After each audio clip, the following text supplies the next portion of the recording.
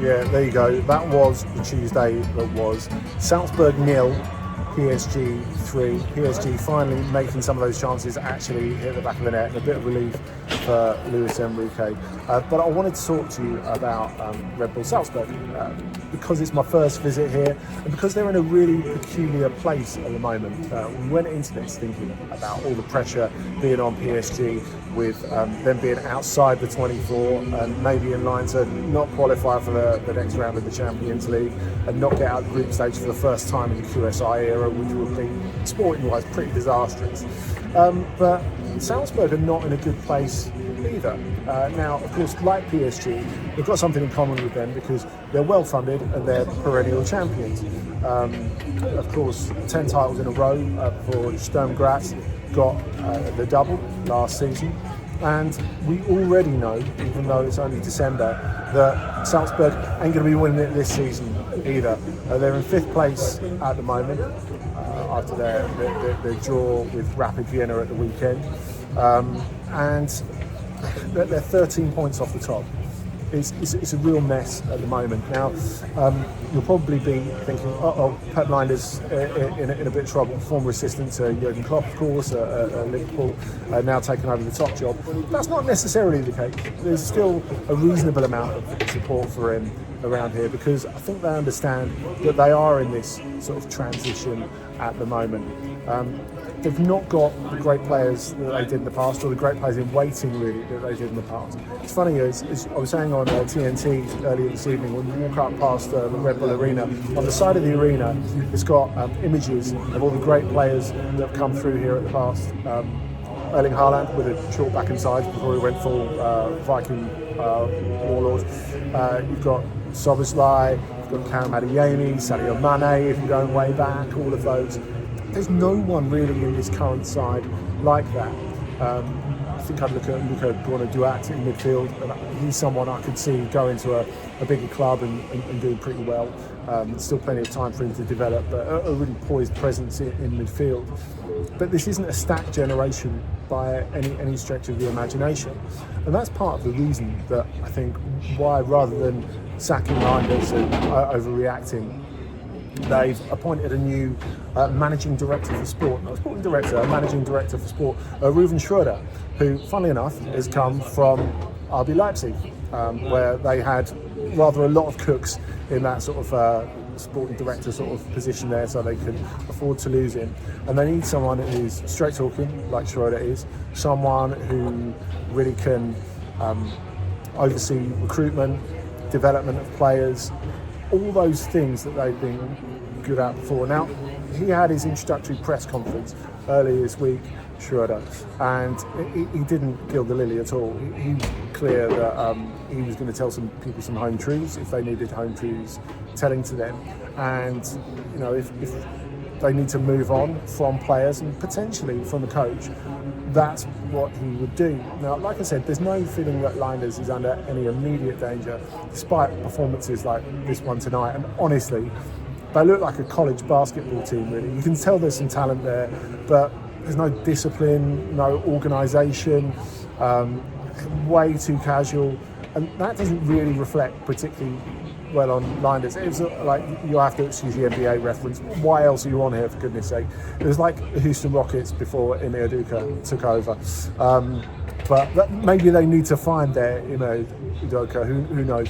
But that's only part of the puzzle. Schröder arriving tells you that they need to get better at recruitment, they need to get better at developing players. And I looked at a couple of players who you might be keeping an eye on. Bobby Clark, of course, joined from Liverpool in the summer. He came on in the second half. Stevan Bajcetic, who's on loan from Liverpool, he came on in the second half too.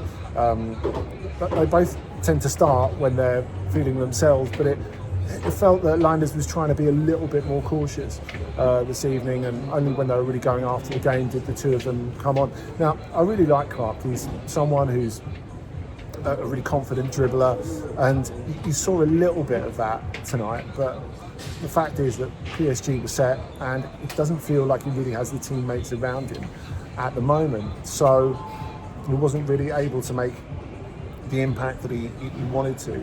Now, I guess the question of whether they're really up to the level of Champions League Salzburg is a bit of a misnomer. That question really is not really that useful, because they probably won't be, or they almost certainly won't be in the Champions League next season. Even if they finished in second place like they did in the last season of the Austrian Bundesliga and got themselves through the qualifiers, that feels like it would be a miracle at this point. They're so far off it.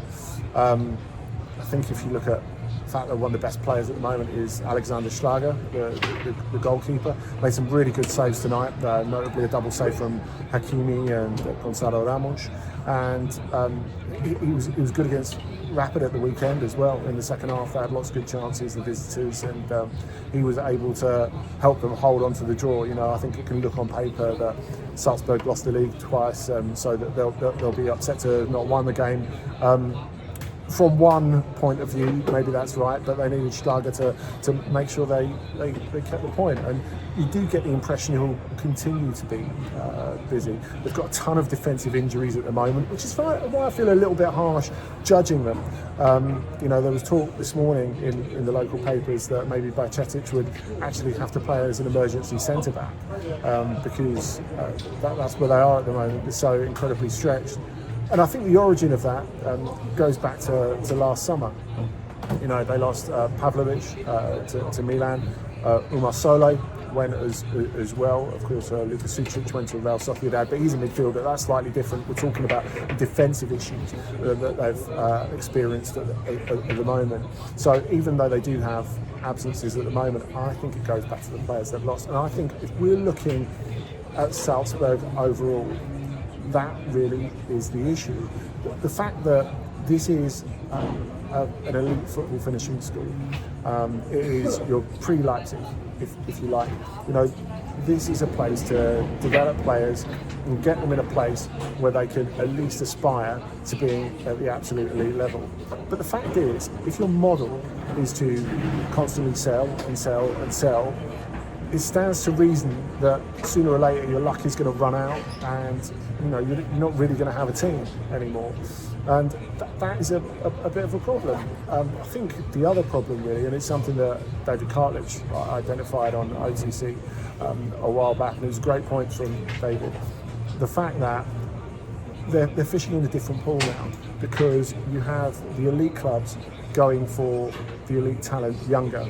Before maybe they would be happy to see it develop at a Salzburg or a Leipzig or even a Dortmund and then buy it off them at a markup, but not so much anymore. I think Phil Foden maybe is an example of wanting to keep talent in the tent, not send them out elsewhere and just have them under your watchful eye, so they've got elite players around them from the get-go, and you can develop them into your system, mould them the way you want them. Maybe that's the way elite clubs are looking at it. We've seen with Dortmund how they've had to go further afield for the type of player profiles they're looking at. Of course, they spent package-wise massively on Seru Guirassy this summer, who's a more mature sort of striker, a sure thing, if you like, which is kind of reflective of where they are. Also, 33-year-old Pascal Gross arriving. That doesn't feel a very Dortmundy signing, does it? It's certainly not in the Bellingham thing. Like, maybe Joby will turn up to be the next Bellingham at Dortmund, who knows?